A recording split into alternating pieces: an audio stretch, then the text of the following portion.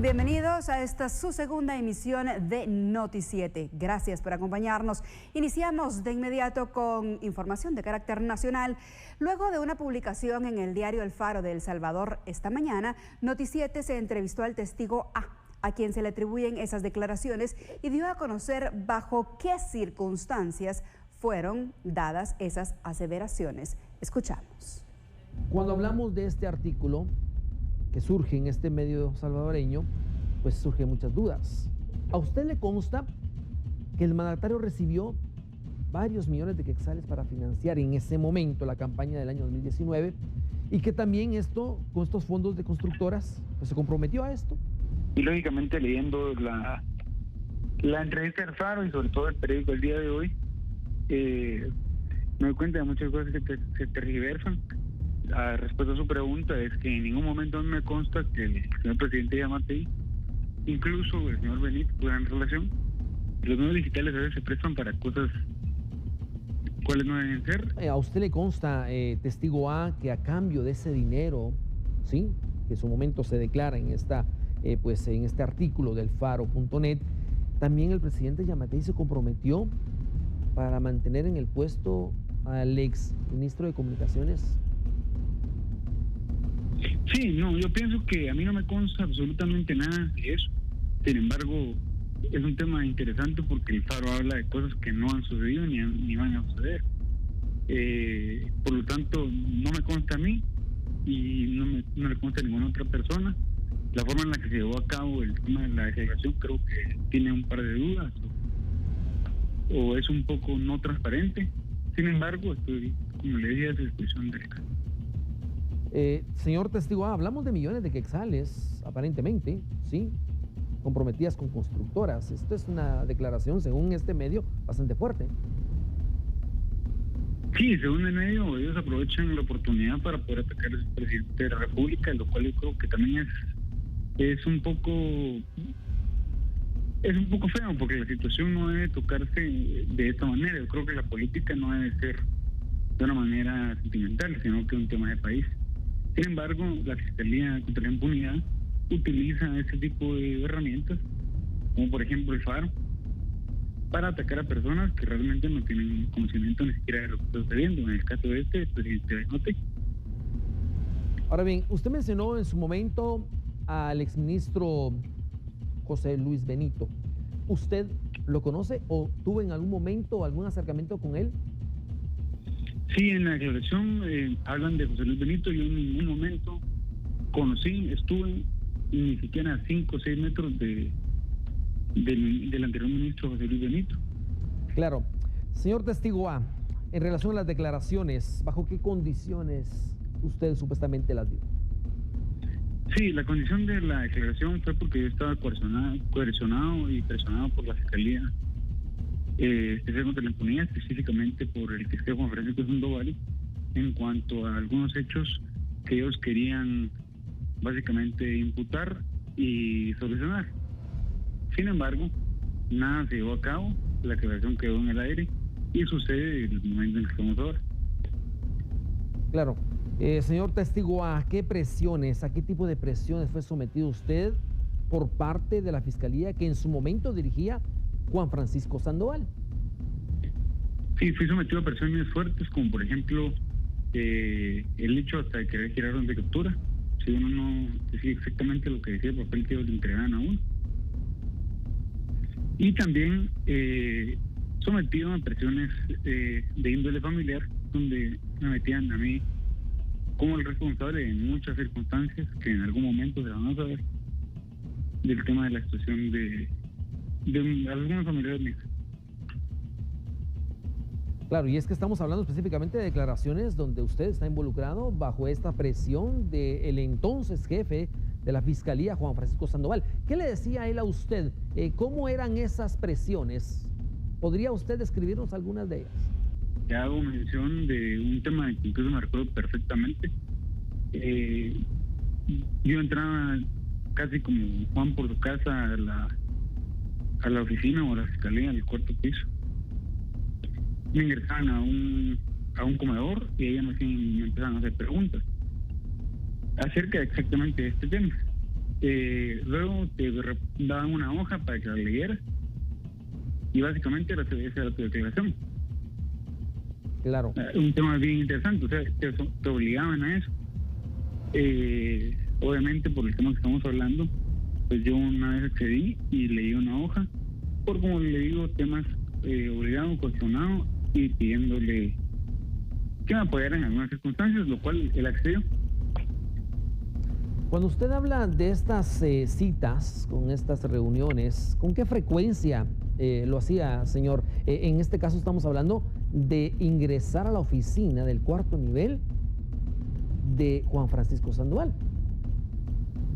Sí, realmente pocas veces fueron las que yo ingresé a la oficina del señor Juan Francisco Sandoval. Me refiero al señor por no decirle fiscal, porque creo que lo que ha hecho es un tema bastante fuera de lo que un fiscal debería hacer. 2 veces al mes durante el transporte de la investigación, lo cual eran temas totalmente ajenos a la investigación que ellos están hablando. Ellos hablan de una investigación acerca de los 122 millones de quetzales de Benito y la casa, lo cual no tengo absolutamente nada de conocimiento. Es más, no sé cómo terminó el anticipo de prueba, porque así le llaman ellos, en manos de un caso que no tiene absolutamente nada que ver con eso. Sin embargo, sí sé cómo lo hicieron, y fue por medio de cuestión y por medio de ciertos resultados que ellos quieren positivos en contra de gente que no les beneficia políticamente, lo cual yo creo que Guatemala ya está cansada bastante de ese proceso. Ahora bien, señor testigo, el pueblo de Guatemala quisiera conocer con qué finalidad, o sea, cuál era la intención realmente de Juan Francisco Sandoval al momento de citarlo a usted, mostrarle sus documentos, qué se buscaba, qué le ofrecía. Sí, no, él ofrecía básicamente una liberación de bienes. También él ofrecía seguridad, ofrecía incluso asilos en Estados Unidos, lo cual por lo visto no se da. Y Juan Francisco Sandoval lo que él estaba buscando en su momento era vanagloriarse con que pudo investigar al presidente, cosa que según lo que tengo conocimiento de la ley es ilegal, porque el presidente tiene juicio.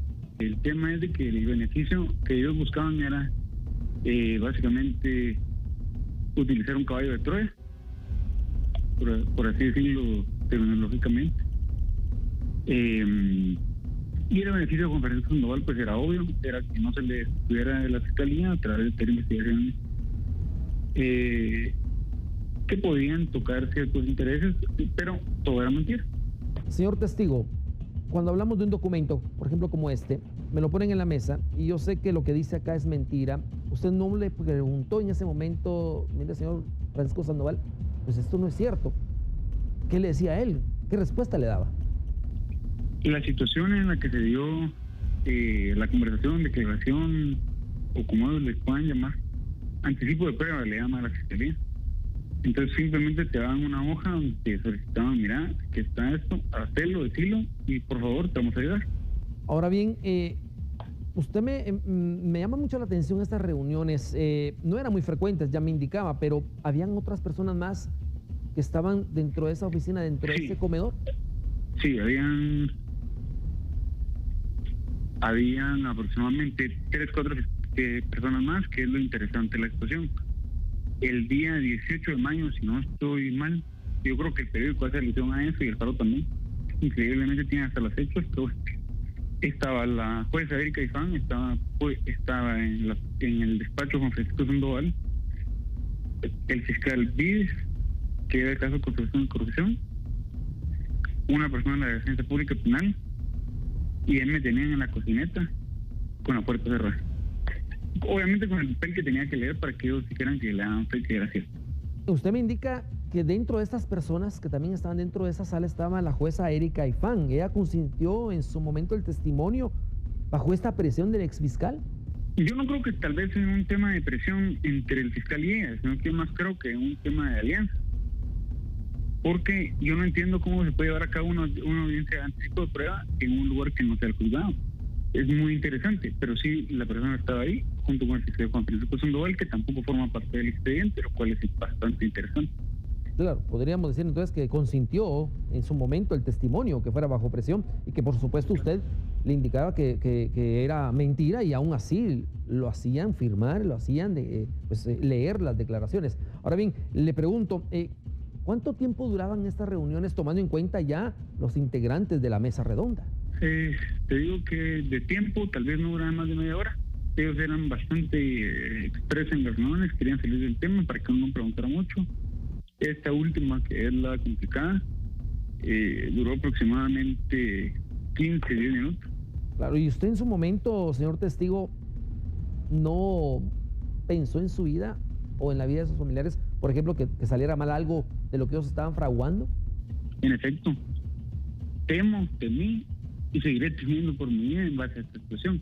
Sin embargo, en ese momento ellos utilizaban la Fiscalía Especial contra la Impunidad, la cual ya sabemos cómo funciona, para exactamente hacerte eso. El problema es de que ellos te imponían ciertas cosas, o sea, te imponían decir ciertas cosas que no tenían el conocimiento de. Sin embargo, como usted me preguntaba, sí, en efecto tengo miedo a mi vida, tengo miedo a mi familia, y precisamente esa fue una de las razones principales por las cuales yo accedí a leer básicamente la declaración que ellos me solicitaron, la jueza Erika Gaitán y el fiscal Juan Francisco Sandoval. En base a esto, señor testigo, si a usted le pasara algo o a alguno de su familia, ¿a quién haría responsable usted? Yo haría responsable a la señora Erika Gaitán por ser la jueza y tener la jurisdicción de haberlo hecho. Y también haría responsable al fiscal Juan Francisco Sandoval, porque no es posible que estemos en un país soberano y el señor Juan Francisco tenga un asilo político en Estados Unidos. Quisiera agregar también que las circunstancias en las que se dieron todo lo que estamos platicando fueron unas circunstancias de coerción, una situación fea. Sin embargo, me voy con la mente sana, tranquilo, y sí le puedo decir yo que el presidente Alejandro Yamatei no tiene absolutamente nada que ver en toda la situación que está ocurriendo. Es más, es una herramienta que estamos utilizando para presionar políticamente, sobre todo cuando saben que estamos a pocos meses de la elección de fiscal general, de PDH, de Contraloría de Cuentas.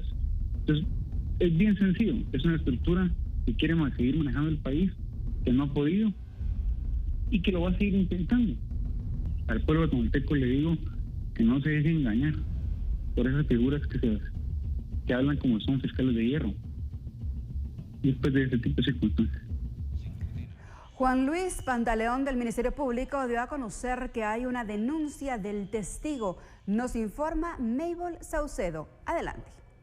El testigo A se apersonó al Ministerio Público, específicamente la Fiscalía de Asuntos Internos tiene ya la investigación de la denuncia que él presentó, y la denuncia pues es respecto a una posible coacción para que él brindara declaraciones de hechos que no le constan. Es decir, él manifiesta en su denuncia que fue presionado, coaccionado para rendir una declaración la cual no es apegada a la verdad. Entonces se acercó al Ministerio Público, presentó la denuncia, la Fiscalía de Asuntos Internos ya tiene la investigación y se encuentra en desarrollo para poder dilucidar los hechos. ¿Por qué delitos es que está esta denuncia y contra quién?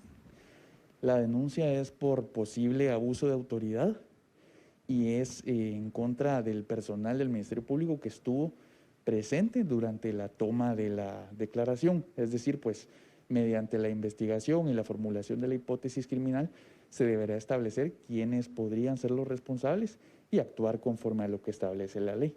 ¿Cuándo fue interpuesta esta denuncia? Esta denuncia fue interpuesta el 13 de febrero y es por el posible delito de abuso de autoridad. Alejandro Esquite asistió a Casa Presidencial, donde el secretario de Comunicación de la Presidencia dio a conocer la postura del Ejecutivo. Al artículo publicado por algunos medios de comunicación en el extranjero, que son historias construidas que suponen una violación al debido proceso, en caso de ser ciertas, imagínense. Son supuestos que mediáticamente condenan, por lo tanto, tienen una razón específicamente infundada en contra del gobierno. Todos tenemos el derecho de ser escuchados y ser vencidos en juicio. Específicamente el presidente goza del derecho de antejuicio. Y debemos recordar, hace unas semanas, hace unos días, un medio por acá de información circulaba una noticia que justamente le aclaraban a ellos, altos funcionarios de los Estados Unidos, que el presidente no estaba bajo ningún tipo de investigación. Vean ustedes la contradicción de esta historia fabricada. No hay que vender humo. Hacemos un llamado a los medios de comunicación a no replicar este tipo de noticias falsas, maliciosas, construidas y coordinadas. Esto responde a una agenda de manipulación y sobre todo de descrédito mediático, específicamente por este tipo de supuestos construidos de investigaciones. Por lo que hacemos un llamado a la población a informarse de fuentes fidedignas y sobre todo aclaramos desde el Ejecutivo nuestro rechazo a este tipo de prácticas, que nuevamente, que son vinculaciones falsas, maliciosas, manipuladas y coordinadas. El licenciado Giulio Talamonte nos da a conocer su punto de vista desde el aspecto legal con respecto a este caso. Una vez más queda al descubierto el actuar que tenía anteriormente la Fiscalía Especial contra la Impunidad, la denominada FESI, cuando estaba manejada por el licenciado Juan Francisco Sandoval. Una vez más también queda evidenciado el hecho de cómo se manejan en los casos, llamémosle así, de alto impacto o supuesto alto impacto, la creación de testigos falsos. Y esto es dramático cuando el supuesto testigo que ellos tenían para este caso sale diciendo, en televisión nacional, que él simple y sencillamente obedecía a un hecho creado, es decir, a una ficción, pero una ficción creada con las amenazas, y eso es un delito de coacción, es un delito de asociación ilícita, es un delito de amenazas como tal, y esto es lamentable cuando viene provocado precisamente por los exmiembros de la Fiscalía Especial contra la Impunidad.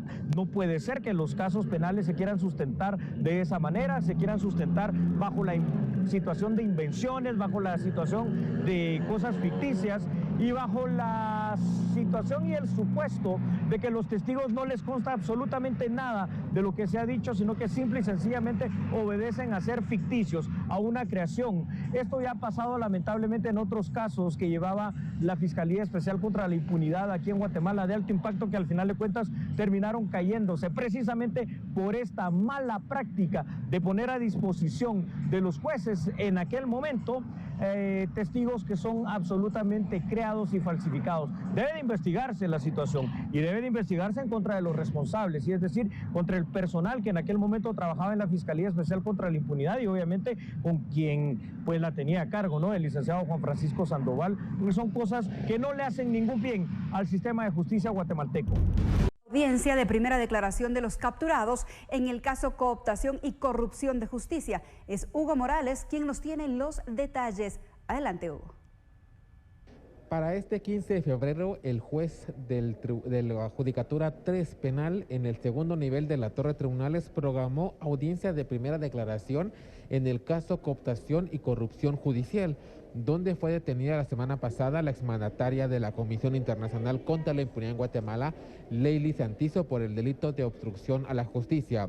El mismo ente investigativo ha indicado de que es un caso bajo reserva total, por lo cual la audiencia de la exmandataria de CICIG, Santizo, inició a las 9 de la mañana con 5 minutos a puerta cerrada, únicamente con la presencia de su abogado de confianza, la representante del Ministerio Público, el juez y el personal judicial, para poder resolver su situación legal en la primera declaración. En este mismo proceso, compañero, llamado cooptación y corrupción judicial, también estaba vinculada la exfiscal del Ministerio Público y exintegrante del equipo de la Fiscalía Especial contra la Impunidad, Eva Xiomara Sosa, quien también tuvo conocimiento de que en su contra se había girado una orden de captura por el delito de obstrucción a la justicia, y ella misma la semana pasada se presentó en 2 ocasiones en el juzgado para que se revocara o bien se anulara la orden de captura en su contra y que ella pues se ponía a disposición de los tribunales de justicia. Sin embargo, en ese momento le indicaron que no se podía anular la captura porque no tenían el documento que elabora la Policía Nacional Civil, donde hace ver que se ha ejecutado una orden de aprehensión en contra de cierta persona. Entonces únicamente se limitaron a decirle que ella también quedaba citada para la audiencia de este 15 de febrero. Sin embargo, la fiscal Eva Xiomara Sosa nuevamente se pone a disposición de Policía Nacional Civil en el ingreso a Torre de Tribunales para que se ejecutara la orden de detención. Y es así como procede la institución policial, llamando a una integrante de Policía Nacional Civil para que pudiera consignarla al sótano 2 de la Torre de Tribunales, y ahora ya fue presentada en el juzgado tercero de primera instancia penal. La fiscal ha indicado de que pues ella espera que el juzgador pueda tener un espacio en la agenda de trabajo de este martes para que pueda celebrar su audiencia de primera declaración, ella se pueda defender y resolver su situación legal. De lo contrario, como conocedora del derecho, pues ella está consciente de que al momento que es detenida por Policía Nacional Civil, será enviada a una cárcel para mujeres del sistema penitenciario y en su momento sea escuchada ante juez competente.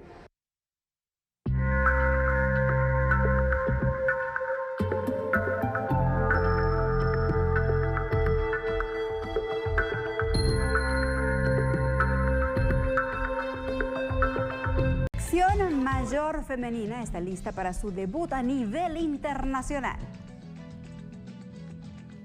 La Selección Nacional Mayor de Fútbol de Guatemala inició su trabajo de entrenamiento desde hace más de un mes. La máxima representación nacional de fútbol iniciará su camino para clasificar al campeonato de CONCACAF y así avanzar hasta llegar al Mundial de Australia-Nueva Zelanda 2023.